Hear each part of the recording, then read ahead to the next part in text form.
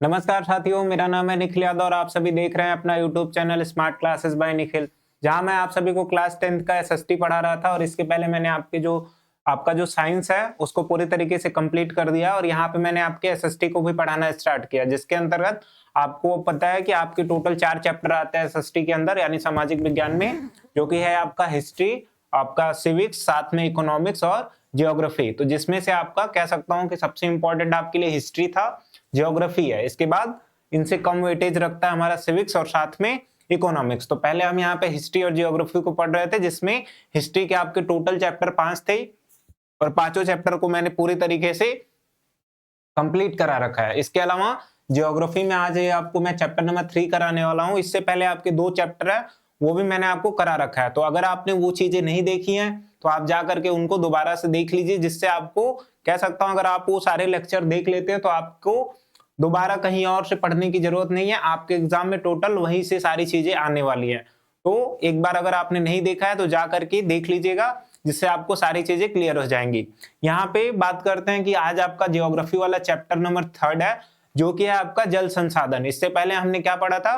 पहला चैप्टर पढ़ा, फिर हमने दूसरा चैप्टर पढ़ा था और ये आपका तीसरा चैप्टर जिसका नाम है वाटर रिसोर्सेज, जल संसाधन, जिसमें हम ये जानेंगे कि जल हमारा किस प्रकार से संसाधन के रूप में होता है। और इससे पहले हमने संसाधन के बारे में पढ़ा था कि संसाधन होता क्या है। तो मैंने बताया था कि संसाधन या रिसोर्सेज इसे कहते हैं, यानी कि ऐसी चीजें हो सकती हैं या कुछ भी हो सकता है जो क्या करे, हमारी जरूरतों को पूरा करे और हम क्या करें, टेक्नोलॉजी का उपयोग करके अलग अलग टाइप के संसाधनों या रिसोर्सेज को कह सकते हैं बना सके।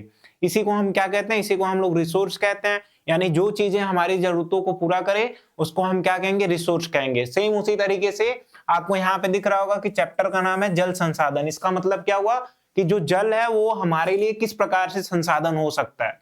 तो आपको पता है कि हमारी डेली लाइफ में जल का बहुत ज्यादा इंपॉर्टेंस है। अगर जल ना रहे तो एक प्रकार से कह सकते हैं कि हम इस अर्थ पे जो है लाइफ है उसको हम इमेजिन नहीं कर सकते।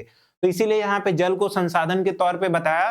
तो हम यहाँ पे इस चैप्टर में ये देखेंगे कि जल हमारे लिए किस प्रकार से रिसोर्सेस का काम करता है। तो आइए ज्यादा टाइम वेस्ट ना करते हुए इस चैप्टर की शुरुआत करते हैं। और उससे पहले हम ये देख लेते हैं कि इस चैप्टर में आपको क्या क्या पढ़ना है।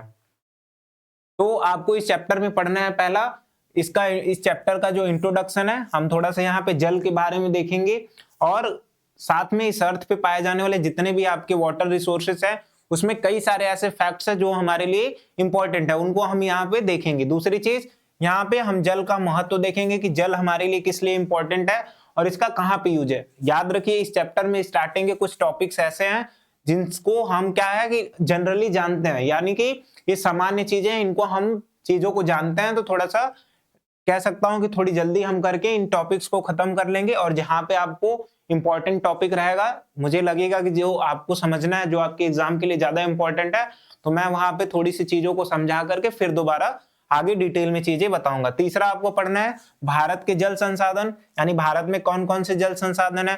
चौथा हम पढ़ेंगे जल दुर्लभता, यानी कि जो जल की कमी होती है उसी को हम जल दुर्लभता के नाम से जानते हैं और इसके क्या कारण है यहाँ पे हम ये देखेंगे, क्योंकि यहाँ से आपको कह सकता हूँ शॉर्ट क्वेश्चंस बनते हैं। ये परिचय वाले में एमसीक्यूज बनेंगे और कह सकता हूँ ये भारत के जल संसाधन, यहाँ पे आपके शॉर्ट क्वेश्चन, यहाँ पे भी आपके शॉर्ट क्वेश्चन। ये जो जल संरक्षण है इसको हम देखेंगे और यहाँ से आपके लॉन्ग क्वेश्चन बनते हैं। कौन से 2 टॉपिक? ये आपको 2 टॉपिक दिख रहे होंगे, कौन कौन से? बहुउद्देशीय नदी परियोजना और अगला कह सकता हूँ कि बहुउद्देशीय परियोजनाओं के विरुद्ध आंदोलन। ये आपके लिए इंपॉर्टेंट है, यहाँ से आपके एग्जाम में क्वेश्चन बनता है, तो इस चीजों को ध्यान दीजिएगा। ये आपके लिए इंपॉर्टेंट है ये दोनों टॉपिक, क्योंकि यहाँ से आपके क्या बनेंगे, तो याद रखिए यहाँ से आपके लिए लॉन्ग क्वेश्चन बनेंगे। इसके अलावा लास्ट टॉपिक हो जाएगा वर्षा का जल संग्रहण हम किस प्रकार से करते हैं। तो आइए यहाँ पे हम एक एक करके टॉपिक को उठाते हैं और सारी चीजों को क्लियर समझते हैं। जैसा कि पहले मैं आपको बता देता हूं कि मैं किस तरीके से चीजों को पढ़ाता हूं, तो पहले आपको समझा के अलग से चीजों को लिख करके बताता हूं, फिर जो पीपीटी पे लिखा है आपको समझ में आएगा। बट यहाँ पे कह सकता हूं मैं एक एक करके एक एक पॉइंट को उठाऊंगा, उसको समझाते हुए चलूंगा। तो ध्यान से देखिएगा और चीजों को डिटेल में समझिए, आपको आपके लिए ये काफी इंपॉर्टेंट है। तो क्या यहाँ पे बोल रहा, ध्यान से देख लीजिए। यहाँ पे आपको बता रहा कि ये जल है और जल का हम एक प्रकार से इंट्रोडक्शन यहाँ पे पढ़ेंगे। तो बोल रहा कि जल क्या है, एक एक करके अब मैं आपको बताता हूँ। बोल रहा कि जल क्या है, एक चक्रीय संसाधन है। चक्रीय का मतलब क्या होता है, तो याद रखिए चक्री का मतलब होता है सर्कुलेट, यानी कि कोई भी चीज है वो किस प्रकार से सर्कुलेट होगी। अब मैं थोड़ी सी चीजों को अलग से करके आपको बताता हूं, आगे आप इन चीजों को दोबारा से पढ़ेंगे। जैसे मैं क्या कह रहा कि इस अर्थ पे जो है जो पानी पाया जाता है, हम लोगों का क्या पाया जाए, पानी। ये किसी जिसमें ये क्या हो सकता है, झीलों में हो सकता है, तालाबों में हो सकता है, समुद्र में हो सकता है, साथ में अंडरग्राउंड वाटर जो होता है, भूमिगत जल, भूमि के अंदर पाया जाने वाला वो जल, उसकी मैं बात कर रहा। कह रहा कि ये जो जल है, चक्रीय का मतलब क्या होता है, यहीं पे समझ लीजिएगा। जो जल है वो क्या करे इस अर्थ पे, साथ में आपको पता है कि जो सन होता है उससे क्या उससे क्या निकलता है, हीट निकलती है। इस तरीके की चीजें होती हैं। तो जब हीट यहाँ पे पड़ता है किस पे, जल पे, तो ये क्या हो जाएगा, यहां से जो जल है वो किसके रूप में बाहर निकलेगा, तो याद रखिए ये आपका वाष्प बन के ऊपर निकल जाएगा। और बाद में क्या करेगा, बादल बना करके बाद में यही क्या होता है, बारिश होने मतलब वर्षा होती है। और यही वर्षा का जल कहाँ जाता है, तो आपको पता है यही वर्षा का जल दोबारा से कह सकता हूं एक प्रकार से ये जो झील है, नदी है, तालाब है और समुद्र है, इसमें जाता है। तो आप यहाँ पे एक चीज देख रहे होगे कि जल यहाँ से उठा, फिर दोबारा बादल बना, फिर उससे क्या हुआ, आपका बारिश हुई, फिर पानी बन करके इस तरीके से। तो आपको एक चीज यहाँ पे दिख रही होगा, ये चीजें जो है ये सर्कुलेट कर रही है। सर्कुलेट का मतलब ये पहले बादल बनते हैं, फिर दोबारा पानी, फिर बादल, फिर पानी, ये बार बार ऐसा होता रहता है। इसीलिए इसको हम क्या कहते हैं कि ये चक्री है। चक्री का मतलब सर्कुलेट कर रहा है ये, तो ध्यान दीजिएगा चक्री का मतलब यहाँ पे क्या है। तो वही चीज आपको क्या बोल रहा कि जल क्या है, एक चक्रीय संसाधन है। संसाधन आपको पता है कि जल हमारी आवश्यकताओं को पूरा कर रहा, इसीलिए उसको हम यहाँ पे क्या बोल रहे हैं, उसको हम यहाँ पे संसाधन के नाम से जान रहे हैं, क्योंकि जल हमारे लिए काफी इंपॉर्टेंट है। तो ये संसाधन है। तो पहला पॉइंट कि ये कैसा है, ये हमारे लिए चक्रीय संसाधन है, ये बार बार बनता है, जो पृथ्वी पर क्या होता है, प्रचुर मात्रा में पाया जाता है। यानी कि आपको पता है जल पूरे अर्थ पे बहुत ज्यादा पाया, यानी कि अगर बात करें हम तो हमारी जो अर्थ है उस पे कह सकता हूं 1/3 जो पार्ट है वो क्या होता है, वाटर। यानी कि अगर एक तरीके से बात करूं तो 75% आपका लगभग वाटर है, बाकी आपकी 25% अर्थ है। तो इस तरीके यानी भूमि है। तो इस तरीके वही बोला कि ये ज्यादा मात्रा में पाया जाता है। बोला कि वैश्विक संदर्भ में भारत के पास कह सकता हूं जल कितना है, 4%। मैं इसका मतलब थोड़ा सा समझाता हूं, ध्यान से देखिएगा। बोल रहा कि जो मैं ये बात कर रहा कि पूरे विश्व में कितना जहां जहां भी आपका जल पाया जाता है, विश्व में जो जल है वो कितना पाया जाएगा, तो एक तरीके से आप मान लीजिए कितना 100%।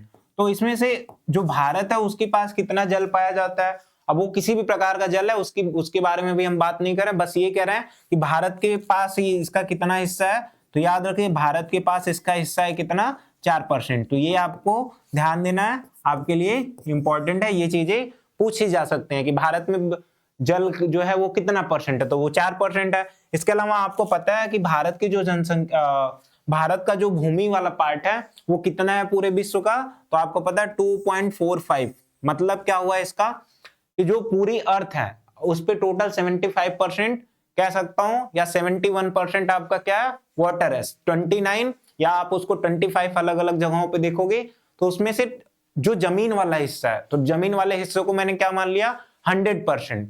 और 100% में अगर मैं बात करूं भारत के पास कितना जमीन है या फिर कितना लैंड मास है, तो आपको याद रखना है, ये इंपॉर्टेंट, ये सारे फैक्ट है मैं बता दे रहा। तो इस तरीके से मैं क्या बोला, विश्व में जल कितने, टोटल 100%, जिसमें भारत के पास 4%। और मैंने बोला कि विश्व में कह सकता हूं एक प्रकार से जो जमीन है, विश्व में जो भूमि है वो कितना है आपका 100%, जिसमें से भारत के पास कितना है, तो याद रखिए इसमें से 100% में से भारत के पास कितना है, तो याद रखिए भारत के पास है आपका 2.45%। ये आपको ध्यान देना है। जल कितना है 4% और भूमि कितनी है 2.45%। इसके अलावा अगर बात करें यहाँ पे जनसंख्या भारत में कितनी है, यानी कि पूरे विश्व में कितनी होगी 100%, और भारत में कितनी है, तो याद रखिए 7.5% अप्रॉक्स में 18% है, यानी 18%। तो ये चीजें याद रखनी है, ये फैक्ट्स आपको याद रहेंगे, तो आप एग्जाम में इन सारी चीजों का यूज करके जब आंसर लिखोगे तो याद रखिए आपका जो आंसर होगा वो सबसे अलग होगा और ज्यादा बेटर होगा। ये चीजें ध्यान दीजिएगा। तो कितना है, बोल रहा कि 7.7%। तो ये आपको ध्यान देना है, कितना जनसंख्या है 7.7%, कितना भूमि है 2.45%, और कितना कह सकता हूं जल है, तो याद रखिएगा ये है आपका 4%। तो ध्यान से देखिएगा, यही चीजें मैंने आपको यहाँ पे लिख करके समझा रखी। जो जल है वो 100%, भूमि जो है 4%, और जो आप जल आपका 4% है, भूमि जो है 2.45% यानी 2.45, और जो आपका जनसंख्या है 17.5% है। अब आपको समझ में आ रहा होगा भूमि बहुत कम है एज कंपैरिजन आपका जो यहाँ पे क्या है पॉपुलेशन है, जो जनसंख्या है। तो ध्यान दीजिएगा इन चीजों को। आगे क्या बोला, ये पहला पॉइंट मैंने पूरा क्लियर आपको बता दिया। अगले पॉइंट की तरफ चलते हैं। बोला पृथ्वी पर लगभग संपूर्ण जल का लगभग 96.5% भाग लवणी जल है। याद रखिएगा कितना बोला, ये गलत है यहाँ पे, इसको 97 कर लीजिएगा। ये 96.5% नहीं 97.5 रहेगा। इस चीज को ध्यान दीजिए, मैं यहाँ पे करेक्ट सही कर दे रहा, ये गलत हो गया यहाँ पे। ये हो जाएगा कितना आपका, यहाँ पे आपका हो जाएगा 97। याद रखिए ये आपका 96 नहीं 97 है। तो ध्यान दीजिएगा इस चीज को, आपको समझ में आ रहा होगा कि जो मैं आपको थोड़ी सी चीजें और बताता हूं क्या है। इधर मैं एक और स्लाइड ऐड कर दे रहा और फिर सारी चीजों को बता रहा। मैं ये कह रहा कि जो विश्व में जल है वो कितना है 100% है। विश्व में जो जल है वो कितना है 100%। पूरे वर्ल्ड में कितना 100% जल पाया जा रहा। और ये कितने टाइप्स का है, तो याद रखिए दो टाइप का। क्या, एक होता है लवणी जल और दूसरा क्या अलवणी जल। क्या हुआ अलवणी, इसका मतलब क्या हुआ, लवणी जल का मतलब होता है ऐसा जल जिसमें क्या हो खारा पानी, जिसको हम खारा पानी के नाम से जानेंगे, यानी कि जिसमें नमक जैसा स्वाद हो, जो जैसे कि समुद्र का हो गया, ये सब कैसे हैं लवणी जल हो गया। और इनको हम क्या करेंगे पी नहीं सकते। तो याद रखिए ये कितना पाए जाते हैं, तो 97.5%। तो 100% में ये लवणी जल का मतलब क्या, अलवणी का मतलब क्या हुआ, जो ताजे जल हैं या फिर कह सकता हूं जो हमारे पीने योग्य हैं। तो ये चीजें ध्यान दीजिएगा। यहाँ पे ये कितना है, तो याद रखिए ये हमारा 2.5% है, यानी कि 2.5%। तो ये आपसे पूछा है, ये 2023 में आपसे ये क्वेश्चन पूछा गया था कि जो पूरे विश्व में पाया जाने वाला पानी है उसमें से कितना पानी पीने योग्य है। तो आंसर हो जाएगा 2.5%। यही चीजें आपसे एग्जाम में पूछी गई हैं 2023 के। तो ये आपके लिए इंपॉर्टेंट है, इस चीज को ध्यान दीजिएगा। कितना है अलवणी जल का मात्रा, तो याद रखिए 2.5%। ये आपके लिए आंसर हो जाएगा, इसको ध्यान दीजिएगा। आगे क्या बोला, पृथ्वी पर उपलब्ध 2.5% जल ताजा अथवा पीने योग्य, जो मैंने आपको आगे समझाया। और इस ताजे जल का 75% क्या हिस्सा है, बोला कि ध्रुवीय क्षेत्रों में है, जो कि हिमाच्छादित है, इसका मतलब बर्फ के रूप में है। एवं कह सकता हूं इस तरीके से क्या हुआ इसका मतलब, ध्यान से सुनिए। टोटल जल 100%, जिसमें से पीने योग्य कितना 2.5%। अब 2.5% में जो पानी है वो पीने योग्य है, इसका मतलब कह सकता हूं जो पानी की मात्रा टोटल 2.5% है। और 2.5% में से भी याद रखिए 2.5% में का मतलब, अब इसको हम टोटल मान ले कि टोटल पीने लायक पानी कितना है 100%, जिसमें से जो 75% है याद रखिए ये कहाँ है, ये पोलर रीजन में है, ध्रुवीय क्षेत्रों में है। और पता है आपको कि ध्रुवीय क्षेत्र में क्या होता है, बर्फ होता है, और ये जो पानी है वो टोटल बर्फ के रूप में। इसका मतलब हम इस पानी का यूज नहीं करेंगे, यानी कि जो जनसंख्या है पूरे विश्व में वो पानी को कितना यूज करती है, तो याद रखिए वो टोटल आपका बचे हुए जो पानी है 25%, यानी कि जो पीने लायक पानी 2.5% था उसका 25% निकाल दो, उसी उतना ही पानी लोग क्या करते हैं पीते हैं, उतने में ही पी रहे हैं। तो ये चीजें आपको ध्यान देनी है, ये आपको फैक्ट है जो लिखा गया था, मैंने उन चीजों को यहाँ पे आपको अलग से समझा दिया ताकि आपको समझने में किसी भी प्रकार की प्रॉब्लम ना हो। तो इन चीजों को ध्यान दीजिएगा। वही बोल रहा कि इसमें जो 2.5% वाला पानी है जो पीने लायक है उसका भी 75% कह सकता हूं कि वो क्या है, तो याद रखिए वो भी क्या है आपका बर्फ के रूप में है, पर्वतों या फिर ग्लेशियर के रूप में है। इसके अलावा जो आपका 25% बचा वो पीने योग्य है। तो इन चीजों को ध्यान दीजिए, इंपॉर्टेंट फैक्ट है, मैंने आपको बताया फैक्ट से आपसे क्वेश्चन एमसीक्यू पूछे जाते हैं, तो ध्यान दीजिएगा। बोला कि ताजे जल का लगभग क्या है 22.5% क्या भौम जल है। भौम जल का मतलब, अब एक चीज आप यहाँ पे ध्यान दीजिएगा, मैंने आपको यहाँ पे क्या समझाया कि जो 2.5% पानी है उसमें से जो 75% है वो ग्लेशियर के रूप में है, 25% पीने योग्य है। लेकिन इस 25% में भी याद रखिए जो 22.5% है वो क्या है भूमिगत जल है। भूमिगत जल का मतलब जो भूमि के अंदर पानी पाया जाता है। बाकी जो कह सकता हूँ कितना बचा आपका जो 2.5% है वो क्या है, तो याद रखिए ये कहाँ है, नदी में है, तालाब में है, इन चीजों में पाया जाता है। तो ये चीजें आपको ध्यान देनी है, जो क्या है पीने योग्य है। तो याद रखिए इन चीजों को, ये फैक्ट है, ध्यान दीजिएगा। आगे क्या आपको यहाँ पे बोल रहा, आगे ये चीजें आपको समझ में आ गई होंगी। आगे क्या बोला कि वर्ष 2030 तक भारत की लगभग 40% आबादी के पास पानी की पहुंच क्या होगी, नहीं होगी। क्यों? क्योंकि आपको पता है कि वाटर क्राइसिस किस प्रकार से फैल रहा, पानी की कमी क्यों हो रही, क्योंकि लोग पानी का ज्यादा यूज कर रहे हैं और वो भी बेवजह बेकार, और वो पानी क्या हो रहा है, अलग अलग प्रकार से अशुद्ध हो रहा। तो उन्हीं पानी को वो जब खराब हो जाएंगे तो हम उनका उपयोग नहीं करेंगे।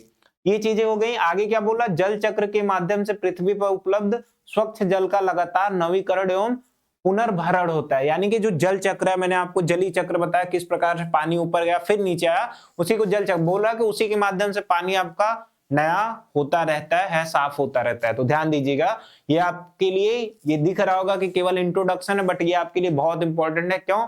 क्योंकि यहां से आपके एमसीक्यू पक्का बनते हैं, और मैं आपको क्वेश्चन भी दिखा रहा, ये मैंने आपको अलग से लिख करके यहाँ पे समझा दिया चीजों को। तो ध्यान दीजिएगा, जैसा कि मैंने बताया, पहले मैं आपको लिख के बताऊंगा फिर समझाऊंगा। एक क्वेश्चन मैं आपको यहाँ पे दिखाता हूँ जो आपसे क्वेश्चन पूछा गया। क्या बोल रहा है यहाँ पे, जलमंडल का कितना प्रतिशत भाग समुद्री जल के रूप में उपलब्ध है। समुद्री जल का मतलब यहाँ पे एक चीज ध्यान दीजिएगा, समुद्री जल का मतलब यहाँ पे क्वेश्चन में ये रहेगा, मैं बता दे रहा, क्वेश्चन में समुद्री जल का मतलब ये रहेगा कि आपको जो पानी लवड़ी है, लवड़ी का मतलब जो पानी पीने लायक नहीं है, वो आपका कितना परसेंट है।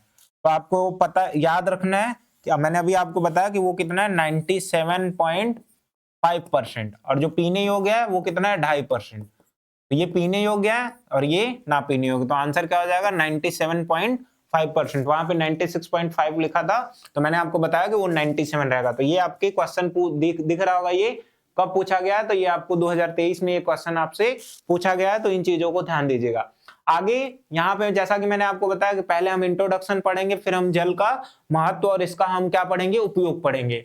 तो आइए उस वाले टॉपिक को हम देखते हैं, और ये आपके लिए भी इंपॉर्टेंट है, पूछ लिया जाता है कि जल का क्या महत्व है, उपयोग है। पता है कि आपको ये चीजें पता है, बस केवल इसको लिखे हुए रूप में, जब मैं आपको शब्द के रूप में, जब आपके पास शब्द होंगे तो आप आंसर लिख लोगे। वही चीजें मैं आपको समझा दे रहा। क्या बोल रहा कि जल का महत्व कहाँ कहाँ पे है। तो आपको पता है कि जो जल है हमारा, कह सकता हूं ये हमारे लाइफ के लिए काफी इंपॉर्टेंट है। क्यों? क्योंकि जल नहीं रहेगा तो आपको पता है कितनी प्रकार की प्रॉब्लम उत्पन्न हो सकती है। तो ये आपको बताने की जरूरत नहीं है। जल का हमारे डेली लाइफ में बहुत ज्यादा उपयोग है। इसका उपयोग हम खाने के लिए करते हैं। जिन पौधों से हम फल प्राप्त करके, कह सकता हूँ खाना बनाने का काम करते हैं, वो भी किससे चलते हैं, वो भी, उनको भी जल की आवश्यकता होती है। इसके अलावा जीने के लिए जल की आवश्यकता है, जो जीव जंतु उनको भी आवश्यकता है। घरेलू कार्यों के लिए जल की आवश्यकता है। तो वो चीजें आपको यहाँ पे समझ में आ रही होगी। दूसरा पॉइंट इसमें क्या लिखा है, कृषि का आधार। अब आपको पता है कि जो खेती होती है उसमें जो फसलें होती हैं, जब तक उनको जल नहीं मिलेगा, कह सकता हूं वो पूरी तरीके से डेवलप नहीं होंगी। अगर पानी बिल्कुल नहीं दिया जाए तो वो उगेंगे ही नहीं। आपको ये बिल्कुल अच्छे से पता है। तो कृषि में हम इसका उपयोग करते हैं। इसके अलावा औद्योगिक कार्यों में सहायक, आजकल आपको पता है बहुत सारी जो फैक्ट्रियां हैं, वहां पे जो भी काम होते हैं उसमें जल की तो आवश्यकता होती ही है। तो इन चीजों को ध्यान दीजिएगा, आपको समझ में आ रहा होगा। बोला कि भू ऊर्जा उत्पादन में भूमिका। ऊर्जा उत्पादन का मतलब कैसे, इसका मतलब क्या हुआ, ऊर्जा उत्पादन का मतलब हुआ कि आपकी जो बिजली का निर्माण किया जाता है वो क्या होता है, वो जल के माध्यम से। आपको पता है कि जब बड़े बड़े डैम से पानी गिरते हैं और नीचे आपकी टरबाइन लगी होती है, आपने टरबाइन के बारे में सुना होगा। जब पानी उस पर गति करती है, पानी गिरता है गति के साथ, तो पता है आपको कि वहां से क्या उत्पन्न होता है, तो आपको पता है वहां से आपकी बिजली उत्पन्न होती है। तो इस तरीके की चीजें, यहाँ पे भी जल हमारे लिए इंपॉर्टेंट हो जाता है। साथ में बोला पर्यावरण संतुलन बनाए रखने में सहायक। याद रखिए, अगर पर्यावरण संतुलन कैसे बनाता है, अगर ये पेड़ पौधे जल को ग्रहण किए, उसको अवशोषित करके अपना भोजन बनाते हैं, तो वो क्या करेंगे, ऑक्सीजन को निर्मुक्त करेंगे, कार्बन डाइऑक्साइड को लेंगे। तो अगर पानी नहीं होता तो पेड़ पौधे ले ही नहीं पाते, तो ऑक्सीजन हमें मिलती नहीं। दूसरी चीज, क्या आपको पता है कि भूमि के अंदर जल अगर नहीं रहा तो कह सकता हूं ये जो भूमि है वो पूरी तरीके से रेत में बदल जाएगी। अब आपको पता है कि राजस्थान वाले इलाकों में पानी की कमी होती है इसी वजह से, नहीं तो वहां पे भी खेती की जाती। तो ये आपको जल का इंपॉर्टेंस समझ में आ रहा होगा, साथ में इसका यूज क्या है ये भी आपको समझ में आ रहा होगा। तो ये चीजें आपको लिखे हुए यहाँ पे दिख जाएंगी, क्या क्या आपको यहाँ पे लिखा हुआ दिख रहा। तो ध्यान से मैं पढ़ देता हूं, चीजों को आप लोग देख लीजिएगा।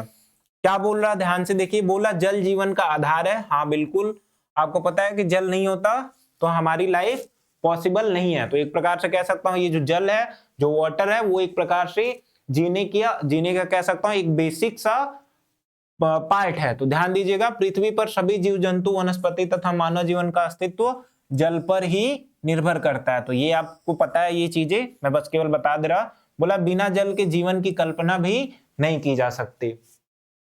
आगे क्या बोला, जीवन के लिए आवश्यक मानव शरीर का लगभग 70% भाग जल है। अब आपको पता है जो मानव है उसके अंदर जो भी चीजें पाई जाती हैं उसमें से 70% आपका क्या है, तो याद रखिए वाटर है। अब आप समझ सकते हो कि अगर वाटर नहीं रहा तो मानव के अंदर जो भी 70% जल पाया जा रहा उसकी कमी हो जाएगी, और वो जो व्यक्ति है वो जिंदा तो रह ही नहीं सकता। ये आपका पॉसिबल ही नहीं है कि पानी के बिना मनुष्य रह पाए। क्यों? क्योंकि उसके बॉडी के अंदर 70% आपके क्या पाए जा रहे हैं, तो याद रखिए 70% आपके वाटर पाए जा रहे हैं। आगे बोला कि जल के बिना मनुष्य, पशु और पौधे जीवित नहीं रह सकते। ये चीजें आपको पता है, बताने की जरूरत नहीं है। बोला कृषि, पहला क्या था, जल जीवन के लिए आवश्यक। तो क्यों आवश्यक हुआ? क्योंकि मानव की जो बॉडी है उसके अंदर 70% आपके वाटर पाए जाते हैं। इसके अलावा दूसरा है कि कृषि का आधार, जैसा कि आपको पीछे हेडिंग में दिखी, तो कृषि का आधार क्या है, क्योंकि जो खेती है, आपको पता है कि भारत को बोला जाता है ये कृषि प्रधान देश है। यहाँ पे फसलों की सिंचाई के लिए क्या चाहिए, जल चाहिए। अगर नहीं होगा तो ये चीजें नहीं होंगी। तीसरा पॉइंट, औद्योगिक विकास में सहायक, जो पीछे हेडिंग लिखी थी ना बॉक्स में, वही चीजें यहाँ पे दोबारा से एक्सप्लेन की गई। बोला उद्योग, कच्चे माल को धोने, ठंडा करने, मशीनों को चलाने, इन सब के लिए जल की आवश्यकता होती है। साथ में चौथा पॉइंट, ऊर्जा उत्पादन में, जैसा कि मैंने आपको बताया नदी पर बने बांधों से जल विद्युत उत्पादित किए जाते हैं। जो मैंने आपको बताया किस प्रकार से टरबाइन की, यहाँ पे टरबाइन का यूज करके विद्युत या इलेक्ट्रिसिटी को जनरेट कराया जाता है। पांचवा, पर्यावरण को संतुलन बनाए रखने में सहायक। तो ये चीजें ध्यान दीजिएगा, आपके लिए इंपॉर्टेंट है, ध्यान दीजिए।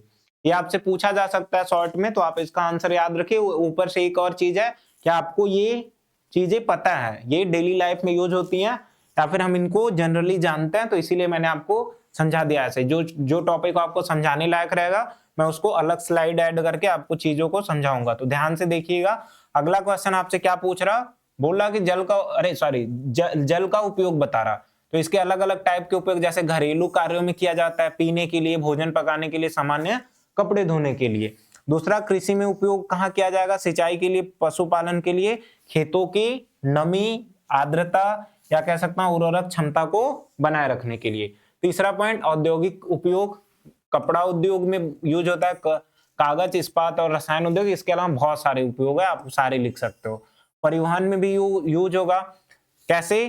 परिवहन का मतलब ट्रांसपोर्टेशन में, जैसे आजकल आपको पता, आजकल क्या बहुत प्राचीन समय से आपको पता है कि जल के या जो जली मार्ग है उसी के माध्यम से आपका व्यापार होता रहा है। तो अगर जल नहीं होता तो फिर ये चीजें पॉसिबल नहीं हो पाती। तो ये आपको ध्यान देना है। पांचवा, मनोरंजन और पर्यटन। समझ में आ रहा होगा आपको कि जो नदियां होती हैं, जो जलप्रपात होते हैं, ऐसी जो भी आपकी आकृतियां हैं जो जल के माध्यम से बनती हैं, लोग वहां पे जाते हैं और पर्यटन उससे क्या होता है, बढ़ता है और लोगों को रोजगार भी मिलता है। ये आपको मैंने क्वेश्चन करा दिया कि 97.5% इसका आंसर हो जाएगा। अब मैंने आपको जलीय चक्र पढ़ाया, यानी कि वाटर का किस प्रकार से, वाटर रिसाइकल किस प्रकार से होता है। रिसाइकल का मतलब बार बार उसी साइकिल को दोबारा से कंप्लीट करना। साइकिल का मतलब जो चक्रण है उसी को बार बार करना, उसी को हम क्या कहते हैं, उसी को वाटर रिसाइकल के नाम से जानते हैं। जैसा कि आपको मैंने यहाँ पे समझा दिया। आप इस तरीके से जब आपसे जलीय चक्र पूछा जाता है, आपके लिए इंपॉर्टेंट है, ध्यान दीजिएगा। तो जलीय चक्र में सिंपल सी चीजें याद रखनी है। पानी है, जल, तालाब, जो भी पानी के रिसोर्सेस है वहां पे पाए जाएंगे, और यहीं से सूर्य का जैसे ही प्रकाश आएगा इसकी वाष्प बनेगा, संघनन की प्रोसेस होगी। कौन सी? संघनन, कंडेंसेशन की प्रोसेस होगी, बादल बनेगा, फिर प्रेसिपिटेशन होगी, वर्षा होगी, फिर ये दोबारा चला जाएगा। चीजें बार बार घूमती हैं, इसीलिए इसको जल का चक्रीय रूप या जल चक्र कहते हैं। तो ध्यान दीजिएगा, यही आपको यहाँ पे लिखा हुआ मिल जाएगा। क्या लिखा है ध्यान से देखिएगा, मैं आपको समझा दे रहा। क्या बोल रहा है यहाँ पे, ध्यान से देख लीजिए, मैं पढ़ के आपको समझा दे रहा। बोल रहे हैं यहाँ पे कि समुद्र जल, नदी, तालाबों, खेतों आदि से जल क्या होता है, वाष्प बनकर उड़ता रहता है। मैंने आपको समझाया, वही चीजें यहाँ पे दोबारा से एक्सप्लेन की गई हैं। वाष्प बन के उड़ता रहता है। इसके अलावा फिर क्या बोल रहा हूं मैं आपको, एक बार जस्ट एक, हाँ हाँ, तो वाष्प बनकर उड़ता रहता है। बोला कि यही वाष्प वायु में क्या होता है, संघनित होता है। मैंने आपको बताया ना, संघनन वही होता है, यहाँ पे संघनन की प्रोसेस होती है। और बाद में ये किस में कन्वर्ट हो जाता है, तो याद रखिए बाद में ये बादल बन जाता है। ये चीजें आपको ध्यान देनी है। जो मैंने आपको फिगर बनाया वो फिगर आपको एग्जाम में बनाना है। इन बादलों द्वारा वर्षा के रूप में क्या होती है, ये वर्षा होता है और पानी क्या होता है, दोबारा से पृथ्वी पर हमारे आ जाता है। फिर से क्या होता है, खेतों इन सब में दोबारा जाने लगता है। फिर यही प्रोसेस बार बार होती है। तो इसी को क्या, पुनः वाष्पीकरण तथा बाद में फिर यही प्रक्रिया निरंतर चलती रहती है, यानी कि कंटिन्यू ये चलता रहता है। इस प्रक्रिया को हम क्या कहते हैं, इस प्रक्रिया को जल चक्र कहते हैं। मैंने पहले ही समझा दिया, वही चीजें यहाँ पे मैंने दोबारा से एक्सप्लेन कर दी। क्या बोला, पृथ्वी का लगभग या धरातल पे या अर्थ का जितना भी, कह सकता हूं कि अगर अर्थ को हम 4 भाग में डिवाइड कर दें तो उसमें से 3/4 पार्ट, यानी कि जैसे 4 को मान लेता हूं 100%, उसका थर्ड करोगे आप तो 25%, यानी कितना, 25%, जो मैंने आपको पहले बता रखा है, जल से गिरा है। तथा जल एक नवीकरणीय संसाधन। नवीकरणीय क्यों, अब ये आपके लिए इंपॉर्टेंट है। मैंने आपको नवीकरणीय और अनवीकरणीय संसाधन पढ़ा रखा है। तो पूछता है हमसे कि जल किस प्रकार का संसाधन है, नवीकरणीय या अनवीकरणीय। इंपॉर्टेंट है, एमसीक्यू वहां से आपका बनेगा। तो क्या, नवीकरणीय संसाधन। क्यों, क्योंकि दोबारा नीचे से ऊपर जा रहा, फिर दोबारा बन करके आ जा रहा, तो वो चीजें क्या हुई, वो आपका नवीकरणीय, यानी कि जिन्हें हम बार बार प्राप्त कर सके, उसको क्या कहेंगे, नवीकरणीय संसाधन। तब भी संसार में कई देश और इलाकों में जल की कमी क्या है, बनी रहती है। इसके अलावा और क्या बोल रहा कि भविष्यवाणी के अनुसार 2025 से 30 तक के, कह सकता हूं, अनेक देशों में 25 करोड़ लोग जल की कमी को देखेंगे और झेलेंगे। ये कैसे पता चलता है, तो याद रखिए ये चीजें जब आपको पता, आपने कई प्रकार के इंडेक्स सुना होगा, जिसमें जैसे ह्यूमन इंडेक्स होता है, साथ में आपका न्यूज वाला जो होता है कि कौन सा देश किस रैंक पे है, कौन सा देश कितना स्वच्छ है, तो ये एक प्रकार का इंडेक्स निकाला जाता है, सूची निकाली जाती है। वैसे ही ये भी क्या है, ये डाटा के हिसाब से बताया गया, तो ध्यान दीजिएगा इन चीजों को। आगे क्या बोला कि जल मंडल का कितना प्रतिशत भाग समुद्री जल के रूप में उपलब्ध है। वही क्वेश्चन आपसे दोबारा रिपीट हो गया है, 97.5%। तो ध्यान दीजिए।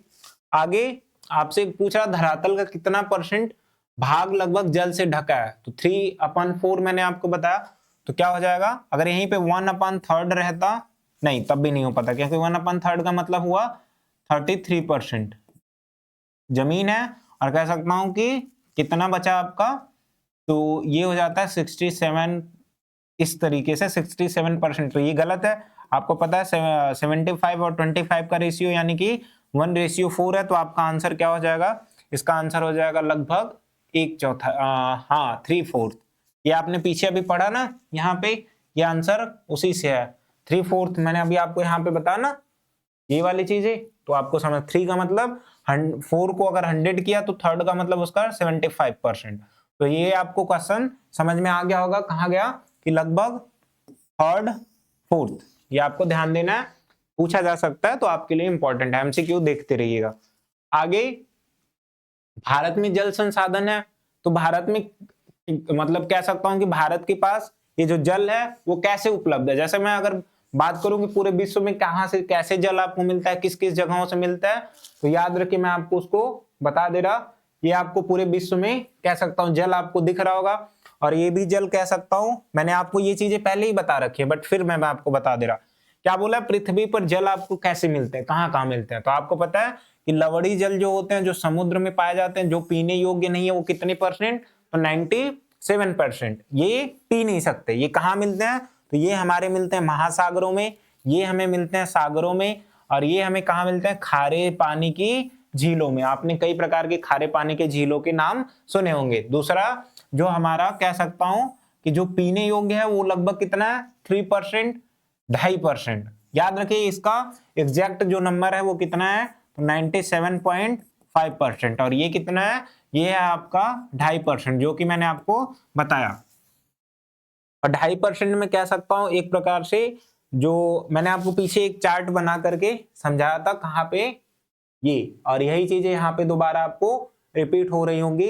ये मैंने आपको क्या बताया कि जो 2.5% पीने हो गया उसमें से 75% आपका ग्लेशियर है, 25% पीने लायक है, उसमें से भी 25 में का 22.5% कहाँ चला जाता है, तो याद आपको पता है कि वो हमारे जमीन के अंदर पाया जाता है। तो वही चीजें आपको यहाँ पे दोबारा से लिखी हुई मिल रही होंगी। कहाँ पे मैं दिखा दे रहा हूँ, हाँ यहाँ पे।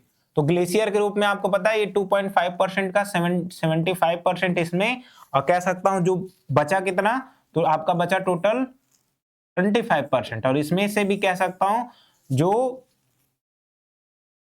2.5% होगा वो पाया जाता है नदी तालाब झीलों में, जबकि इसमें का बचा हुआ 22.5% वो आपका कहाँ पाया जाएगा, अंडरग्राउंड में, मतलब पानी के अंदर। वही मैं आपको समझाऊंगा। तो ये पृथ्वी पर जल कैसे मिलता है, साथ में एक और चीज आपको यहाँ पे दिख रही होगी कि जल के स्रोत कौन कौन से, भूमिगत जल, महासागरीय जल, इनको मैं अभी आपको समझाता हूँ।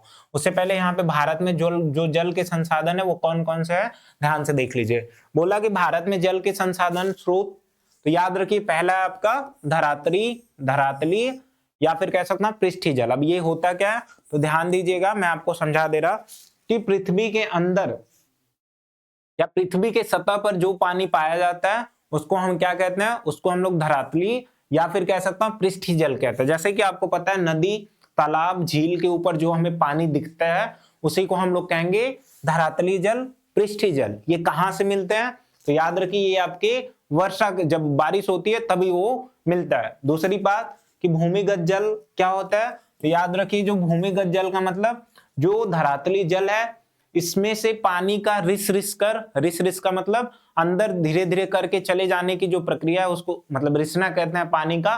तो जब रिस कर या धीरे धीरे कह सकता हूं कैसे भी करके वो पानी जब जमीन के अंदर चला जाए तो उसको हम क्या कहते हैं, उसको हम लोग भूमिगत जल कहते हैं। और ये किससे मिलता है, तो ये मिलता है हमारा धरातली जल से। और याद रखिए भूमिगत जल में का 60% जो पानी है वो हम किस लिए यूज कर लेते हैं, सिंचाई के लिए। ये चीजें आपको ध्यान देनी है। वायुमंडलीय जल जो बारिश की वजह से होता है उसको, इसको और इसको उतना ध्यान नहीं देना है। और चौथा है आपका महासागरीय जल, इंपॉर्टेंट वही दो है, आपसे पूछा जाता है। आपसे वो क्वेश्चन पूछा गया कि धरातली या पृष्ठीय जल और भूमिगत जल के बारे में बताइए। और महासागरीय जल, वायुमंडलीय जल ये आपको पता है, इनको उतना नहीं पढ़ना है, बस आप इनको नाम याद रखिए। तो आइए एक एक करके इन दोनों के बारे में पढ़ लेते हैं। मैंने आपको बता भी दिया कि धरातलीय जल या पृष्ठीय जल किसे कहेंगे, दूसरा भूमिगत जल किसे कहेंगे। तो ये चीजें आपको ध्यान देनी है, मैं आपको बता दे रहा, ये आपको एक्सप्लेन किया हुआ आगे मिल जाएगा। कहाँ पे, ये कुछ इस तरीके से देख लेते हैं। पहला बोला धरातलीय जल या फिर पृष्ठीय जल, ये क्या होता है, बोला पृथ्वी की सतह पर पाया जाने वाला। कहाँ पे, पृथ्वी की सतह, याद रखिए पृथ्वी में जो पृथ्वी पर जो सतह है उसके अंदर नहीं, पृथ्वी के सतह पर पाया जाने वाला जो भी जल होता है इसको हम क्या कहते हैं, धरातली या फिर पृष्ठीय जल के नाम से जानते हैं। बोला इसके अंतर्गत क्या आती हैं, नदियां, झीलें, तालाब, ये सब चीजें मैंने आपको बता दी पहले। याद रखिए इसमें समुद्र भी आपका आता है। बोला कि धरातल पर पृष्ठीय जल का मूल स्रोत क्या है, वर्षण। वर्षण का मतलब क्या होता है, प्रेसिपिटेशन, या फिर इसी को आप लोग वर्षा कहते हो। वही चीजें मैंने आपको बता रखा है ना कि जो धरातली जल होगा उसका मेन सोर्स क्या है, तो याद रखिए उसका मेन सोर्स है आपका वर्षा। बोला वर्षा का लगभग 20% भाग क्या करता है, उड़ करके वायुमंडल में चला जाता है, यानी कि वाष्पीकृत हो जाता है। बचा 80%, उसमें से कुछ क्या होगा, पानी आपका धीरे धीरे करके जमीन के अंदर चला जाएगा। बचा हुआ कुछ भाग हमें ऊपर दिखाई देता है, विलीन हो जाता है। तथा जल का कुछ अंश क्या होता है, रिसाव। रिसाव का मतलब मैंने आपको बताया ना, धीरे धीरे अंदर चला जाना, यानी कि भूमि के अंदर। यही बाद में क्या हम पढ़ेंगे, इसके बारे में हम पढ़ेंगे भौम जल किसे कहते हैं, तो वही आपको यहाँ पे समझ में आ जाएगा। बोला कि भारत के कुल पृष्ठीय जल का लगभग 2/3 भाग देश की 3 बड़ी नदियां, यानी कि कह सकता हूं अगर बात करूं मैं पृष्ठीय जल का मतलब जो जमीन पे हमें दिखती हैं, जो नदियों में दिखेंगे, जो झीलों में दिखेंगे, जो तालाबों में दिखेंगे। तो 2/3 का मतलब देश में कई सारी नदियां पाई जाती है। उत्तर भारत की नदियां जो कि मैंने आपको पहले बता रखा है उसको 12मासी नदियां के नाम से जानते हैं। दक्षिण भारत की जो नदियां हैं उसमें से कह सकता हूं मान लीजिए टोटल 100% पानी है, तो 2/3 का मतलब उसमें से लगभग 66% जो आपका पानी है वो 3 नदियां लेती हैं। आपको पता है भारत में कई सारी नदियां जिसमें से मेनली कितनी है, धरातलीय जल के लिए, क्योंकि सभी नदियों में धरातलीय जल ही पाया जाएगा, तो याद रखिए इसमें सिंधु, गंगा और ब्रह्मपुत्र। ब्रह्मपुत्र आपको पता, मैं यहाँ पे थोड़ा सा एक मैप बनाता हूँ, आपको दिखाता हूँ कि किस तरीके से नदियां पाई जाती हैं। जैसे मैं आपको यहाँ पे एक इमेज छोटा सा बना दे रहा और आपको चीजें समझा रहा। जैसे कि मैं क्या यहाँ पे मान लीजिए ये आपका कुछ इंडिया है और इंडिया में ये वाला पार्ट आप यहाँ पे देख रहे होगे। तो इस तरीके से आपको पता है इंडिया का मैप होता है, हाँ इस तरीके से आपने यहाँ पे ये देख रखा है, ये कुछ इस तरीके से आपका होता है। तो यहाँ पे याद रखिए जो आपकी सिंधु नदी है वो कहाँ बहती है, तो आपको पता है कि जो सिंधु नदी है आपका यहाँ से ओरिजिन होगी, यहाँ से निकलेगी, इस तरीके से बहती हुई आपकी कह सकता हूँ कहाँ चली जाती है, तो ये आपकी कह सकता हूँ भारत के उत्तर इलाकों में बहती हुई कहाँ चली जाएगी, पाकिस्तान के अंदर, इस तरीके से। दूसरी आपको पता है कि इधर से ही आपकी क्या निकलेगी, गंगा नदी निकलेगी, जो उत्तराखंड होते हुए ऐसे इस तरीके से जाती है, आपकी ऐसे नीचे होते हुए आगे बढ़ जाती है। तो ये चीजें आपको ध्यान देनी है। इस तरीके से ये नदियां बहती है और इसके कई सारे पार्ट है जिसमें आपको अलग अलग नदियां आकर के जुड़ती हुई दिखेंगी। तो ये चला जाता है हमारा बे ऑफ बंगाल में, तो ये नदी हो गई। इसके अलावा कह सकता हूँ जो ब्रह्मपुत्र नदी है इस तरीके से निकलती हुई अरुणाचल प्रदेश होती हुई इस तरीके असम मौसम करके आते टाइम इस तरीके से चली जाती हैं। तो ये कौन सी हो गई, तो आपको पता है ये वाली याद रखनी है, ये आपकी कौन सी हो गई नदी, ये हो गई गंगा, और ये वाली कौन सी हो गई आपकी ब्रह्मपुत्र, सॉरी यहाँ पे गलत हो गया, ब्रह्मपुत्र, ये आपकी ब्रह्मपुत्र नदी हो गई। तो याद रखिएगा कि जो भारत की नदियां तीन ये है, मेनली ज्यादातर पानी जो कह सकता हूँ जो अर्थ इस पूरे भारत में जो पानी पाया जाता है धरातली टोटल 100% पाए जाएंगे। इसमें क्या कह सकता हूँ 2/3 यानी कि 66% पानी जो हमें ऊपर दिखता है, जो नदी तालाब पोखरों में सबसे ज्यादा 66% पानी ये तीन नदियां, बाकी जो बचा हुआ कह सकता हूँ 37% यहाँ पे आपके जो 34% 33% पानी है वो दक्षिण भारत की जो नदियां हैं और छोटी छोटी नदियां जो आपकी हैं उसमें पाया जाता है। यानी कि मेन ये तीन नदियां हैं, यही ज्यादातर पानी को अपने पास रखती हैं। वही आपको यहाँ पे मैंने समझा रखा, यही मैं आपको बताने की कोशिश कर रहा कि भारत में जो तीन नदियां हैं ये ज्यादा मेन है और यही क्या करती हैं भारत की ज्यादातर मात्रा पानी को रखती हैं अपने पास। तो ये क्या है, कौन सी नदी, तो सिंधु, गंगा और ब्रह्मपुत्र, ये नाम आपको याद रखना है। बोला इन तीन नदियों में वार्षिक जल का प्रवाह होता है, मतलब ये 12मासी नदियां। मैंने आपको बताया उत्तर भारत में ज्यादातर क्या सारी नदियां 12मासी होती हैं। इसके अलावा सिंधु, गंगा, ब्रह्मपुत्र का अपवाह क्षेत्र देश के कुल क्षेत्र का लगभग 1/3 है, जबकि कह सकता हूँ कितनी भूमि कवर करके चलती हैं, केवल एक हिस्सा यानी 33%, बाकी 77% में पूरे देश की अन्य नदियां बहती हैं, लेकिन इनके अंदर पानी ज्यादा है, जिनमें भारत के कुल धरातली जल संसाधनों का लगभग 60% जल पाया जाता है। तो ध्यान दीजिएगा इन चीजों को, आपके लिए ये इंपॉर्टेंट है। ये मैंने आपको समझाया, उम्मीद करता हूँ ये चीजें आपको समझ में आ रही होंगी। आगे क्या बोला, भूमिगत जल क्या होता है, भौम जल क्या होता है। मैंने आपको बताया ना कि जो धरातली जल है, धरातली जल का रिस करके जमीन के अंदर चले जाना, भूमि के अंदर चले जाना, इसी को हम क्या कहते हैं, भूमिगत जल।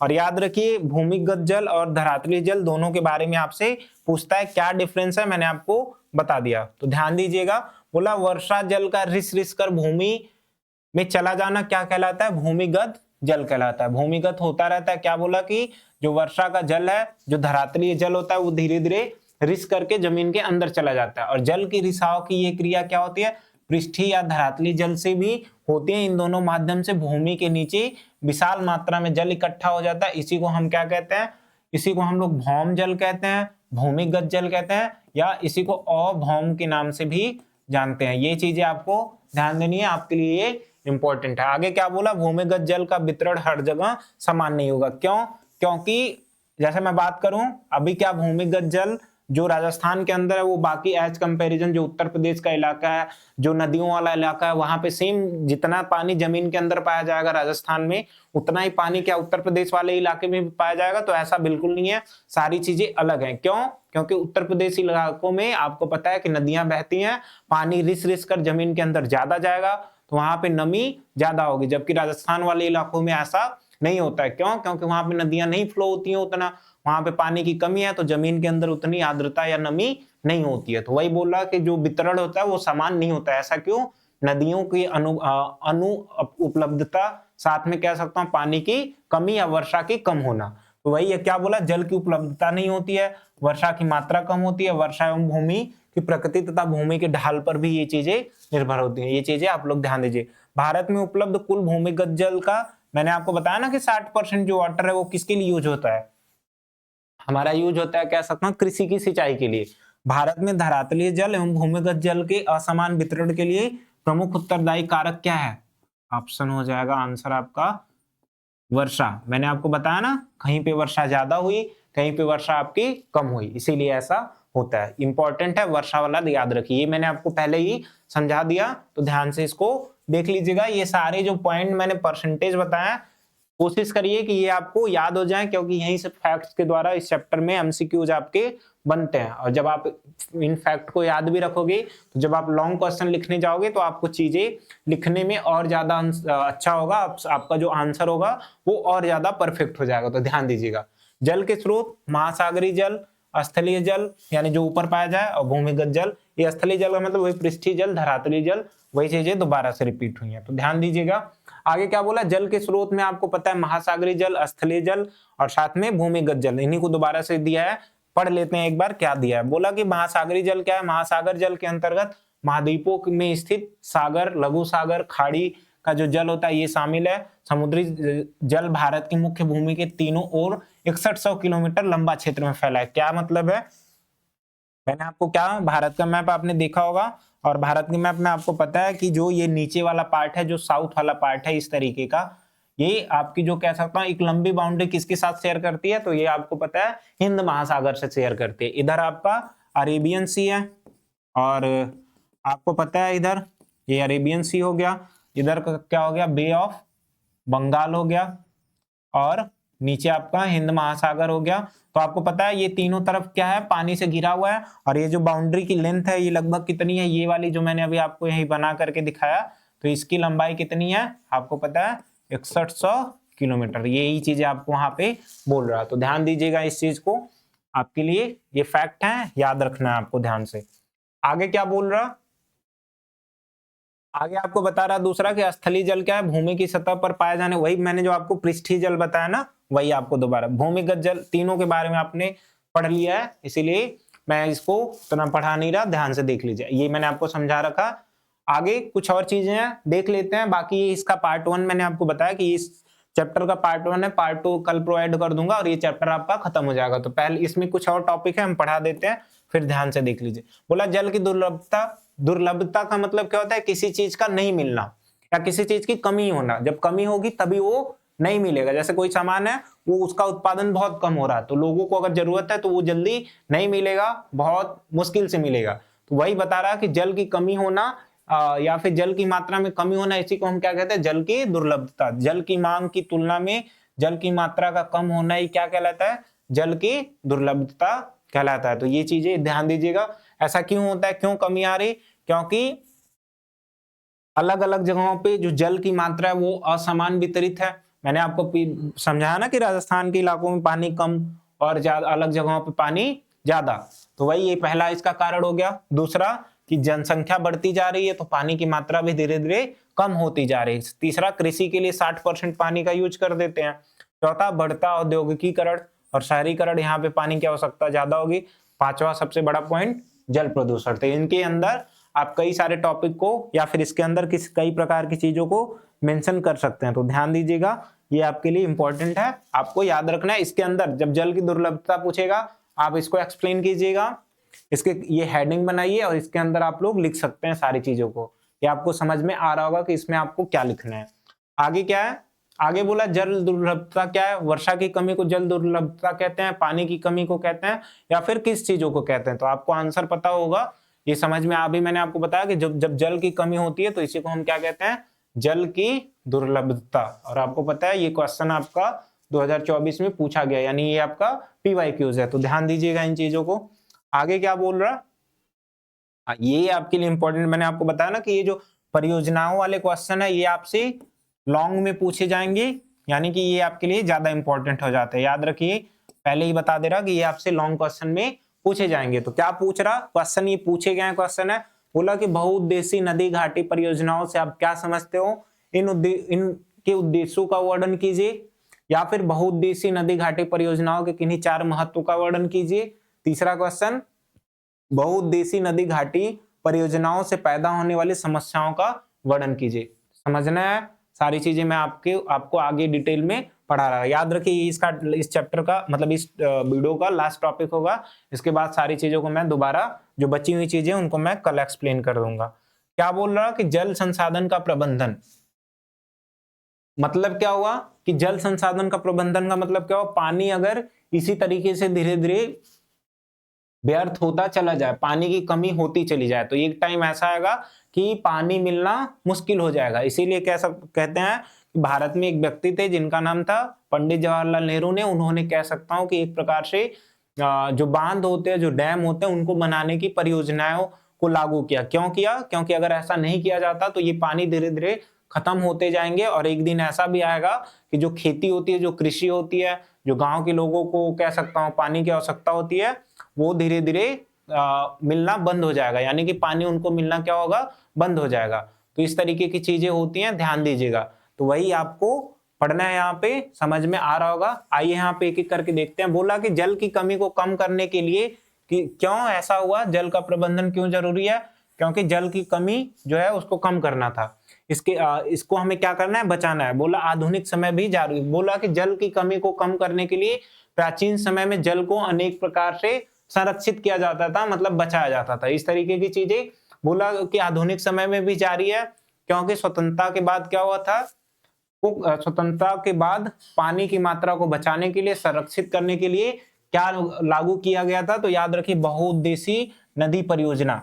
ये एक प्रकार से स्कीम है, योजनाएं हैं जिनको लागू किया गया, किसके लिए, पानी के संरक्षण को करने के लिए। कौन किया था, तो इंपॉर्टेंट नाम है, पंडित जवाहरलाल नेहरू ने इसकी शुरुआत की थी। और इसको क्या कहा था, इसको बोला था आधुनिक भारत का मंदिर। इंपॉर्टेंट है, ध्यान दीजिएगा, ये आपसे पूछा जाता है कि पंडित जवाहरलाल नेहरू ने नदी घाटी परियोजनाओं को क्या कहा था, तो आधुनिक भारत का मंदिर कहा था। एनसीईआरटी में आपको ध्यान देना है। और इसका मुख्य काम क्या होगा, कृषि और ग्रामीण इलाकों में, और इसके अलावा जो औद्योगिकीकरण है, इसमें पानी की उपलब्धता को बनाए रखना। और क्या बोला है इनकी, ये इसमें और भी कई सारी चीजें हैं, ध्यान से देखिए।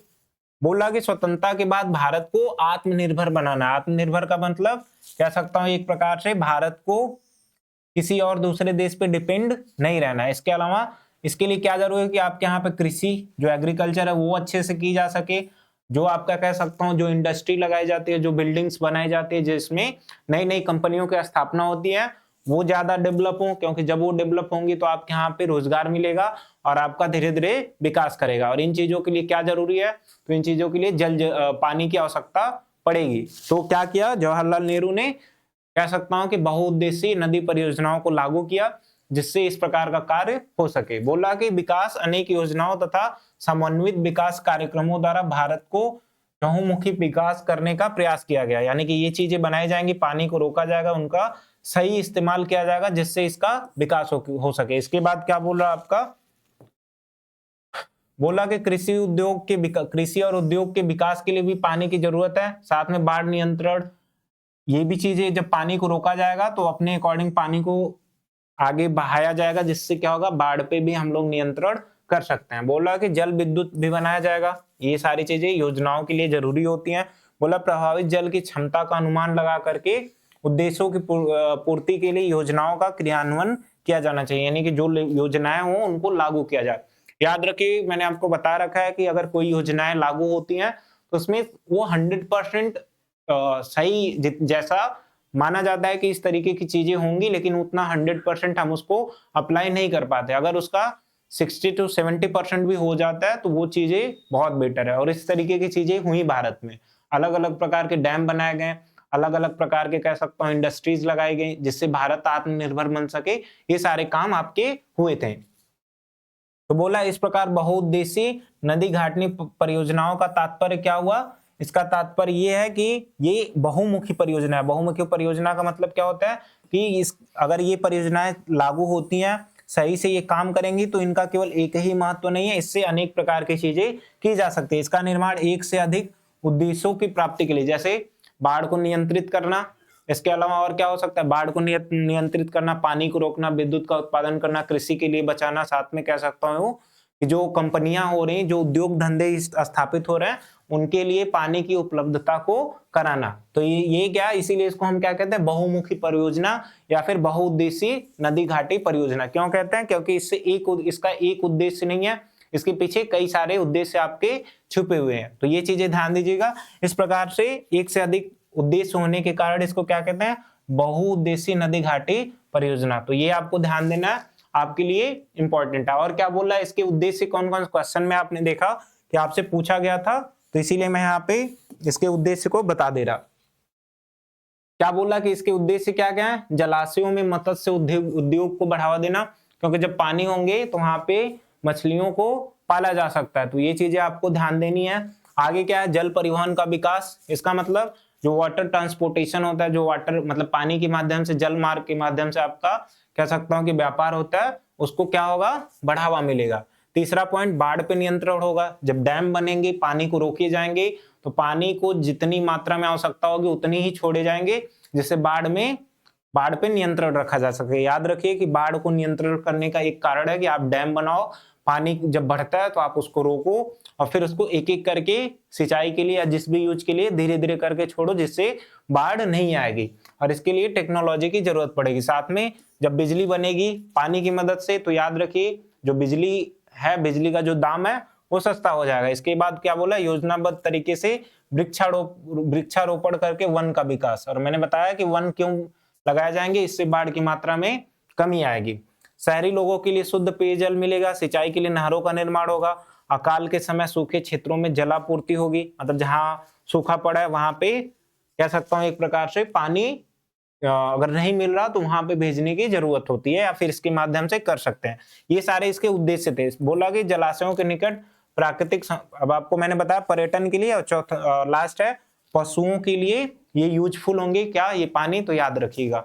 इसके बाद लास्ट है आपका, इसका महत्व क्या है, तो आपको पता है कि इसके कई सारे महत्व, मैंने आपको बताया कि इसका उद्देश्य क्या था, और अगर ये चीजें अप्लाई हो जाती हैं तो इसका महत्व आपको पता चल जाएगा। जैसे उसका पानी हम बाढ़ को रोकने के लिए करेंगे, तो इसका महत्व क्या हो जाएगा कि अगर इस प्रकार बहुउद्देशीय परियोजनाएं लागू हो जाती हैं तो जो बाढ़ है उनको हम पूरी तरीके से नियंत्रित कर लेंगे। तो वही चीजें आपको यहाँ पे मिल जाएंगी कि इसका काम हम क्या करते हैं, मृदा संरक्षण के लिए करते हैं, सिंचाई और बड़े जलाशयों के लिए करते हैं, इसके अलावा मत्स्य पालन में करेंगे। ये चीजें आप पहले ही देख चुके हैं। और बाढ़ में नियंत्रण, जो कि मैंने आपको समझा दिया है पहले, तो ध्यान दीजिएगा इसका क्या महत्व है, इसका क्या लाभ है। इसके बाद ये चीजें आपको बची है, बाकी इसका जो बचा हुआ पार्ट है वो मैं आपको कल प्रोवाइड कर दूंगा।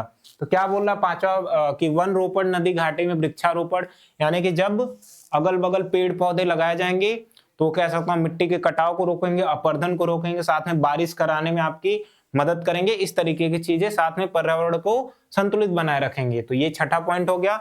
उद्योग धंधे में भी पानी की आवश्यकता होगी, जब ऐसे परियोजनाएं लागू होंगी तो उससे क्या होगा, विकास होगा। जल परिवहन, वाटर ट्रांसपोर्टेशन, इस तरीके से मैंने आज ये जो आपका टॉपिक था, जैसा कि मैंने आपको यहाँ पे पहला बताया, क्या ध्यान से देखिए, ये आपको मैंने बताया ना कि यहाँ पे ये ऊपर वाले सारे टॉपिक पढ़ा दिए, इसमें जल संरक्षण आपका बचा है, साथ में ये जो बहुउद्देशीय परियोजनाओं के विरुद्ध आंदोलन ये बचा है, और यहाँ पे एक वर्षा का जल संग्रहण, यानी कि 3 टॉपिक आपके टोटल बचे हैं। और उनको मैं क्या करूंगा, कल आपको प्रोवाइड कर दूंगा। इससे पहले ये चीजें आपको समझ में आ गई होंगी। उम्मीद करता हूँ ये जो वीडियो है आपको पसंद आ रहा होगा। जिस तरीके से मैं आपको यहाँ पे एसएसटी पढ़ा रहा, अगर आपको एसएसटी पढ़ने में किसी भी प्रकार की प्रॉब्लम आ रही, तो अगर आप इन वीडियो को देखेंगे तो उससे क्या होगा, आपके जितनी भी एसएसटी में प्रॉब्लम है सारी चीजें आपके लिए सॉर्ट आउट हो जाएंगी। इसके लिए आपको ये चीजें डिटेल में ध्यान से देखना होगा, जिससे आपके सब मन में जितने भी डाउट हैं सारी चीजें क्लियर हो जाएंगे। उम्मीद करता हूँ ये वीडियो आपको पसंद आई होंगी। अगर ये वीडियो आपको पसंद आता है तो आप इस चैनल को सब्सक्राइब कीजिए। साथ में आपके अंदर जो भी थॉट्स हैं इस चैप्टर को लेकर के, ये जो पढ़ाया जा रहा है इससे लेकर के, आप उसको कमेंट में लिख सकते हो, जिससे मुझे सारी चीजें पता चल सके। तो मिलते हैं फिर आपसे अगले वीडियो में, तब तक के लिए आप सभी का धन्यवाद।